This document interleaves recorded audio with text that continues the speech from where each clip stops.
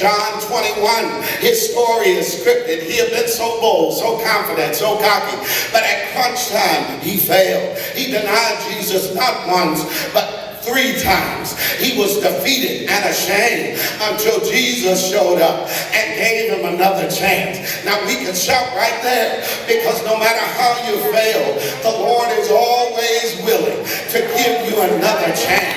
The story is, as you read it, brothers and sisters, that Jesus showed up in Peter's midst. Jesus showed up when Peter was ready to give up. Jesus showed up and changed his situation. And that's my word for you today. No matter what life has put you through, that's my word for you, that despite how you may have failed in the past, Jesus is still available to bless you in your present. If you reach out to him, if you listen to him, he is more than able to fix it for you. And somebody near you is a witness right now. Somebody near you can testify right now that they were down and Jesus lifted them up, that they were broken and Jesus put them back together. Somebody near you has had a failure in their past and they thought that they wouldn't recover, but some way, somehow, God stepped into their lives and gave them success on the backside of failure.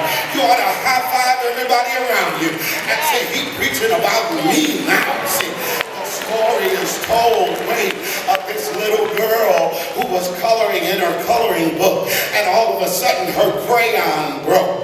Upset, she began to cry. Her grandfather said, baby, why are you crying? She said, Papa, my crayons are broke. Without saying a word, her grandfather took the crayon, peeled the paper back a little bit, and began to color in her coloring book. And then he looked at her and said, you see, baby, don't ever forget, broken crayons still color. Somebody need to grab that right there. Her cousin came in and sat down beside her and said, can I color with you? The little girl took the other piece of her broken crayon and gave it to her cousin, and the two of them started coloring together. Don't miss that, my friends, because you don't have anything to give anybody else until you've been broken. But through your brokenness, God is giving you something to give somebody else. Have I got any witnesses? One of my favorite stories is that of Ignaz Paderewski, who rose to prominence as Poland's most famous pianist and prime minister. During his long and illustrious career, Paderewski scheduled a concert in a small, out-of-the-way village in the hope of cultivating the arts in rural parts of Poland. A young mother, wishing to encourage her son's progress at the piano, bought tickets for the performance. When the night arrived, they found their seats near the front of that concert hall, and they eyed that majestic concert grand waiting on stage. Without thinking, the mother spotted one of her friends and began visiting with her, and in the excitement of the evening, the little boy slipped out of their sight.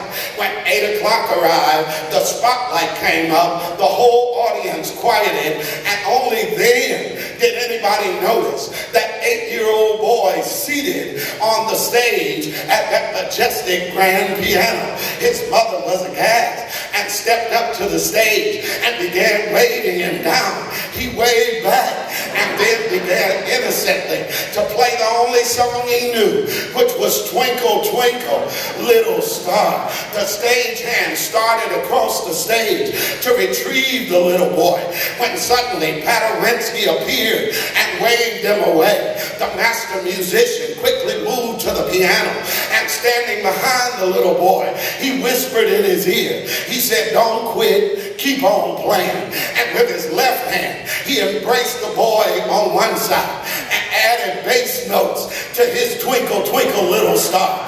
With his right hand, he encircled the boy on the other side and added running obligatos up into treble notes. And together, the old master and the young novice held the crowd spellbound with great music in a magic moment, because nothing can transform our lives more than hearing the strong voice of our master whispering in our ear.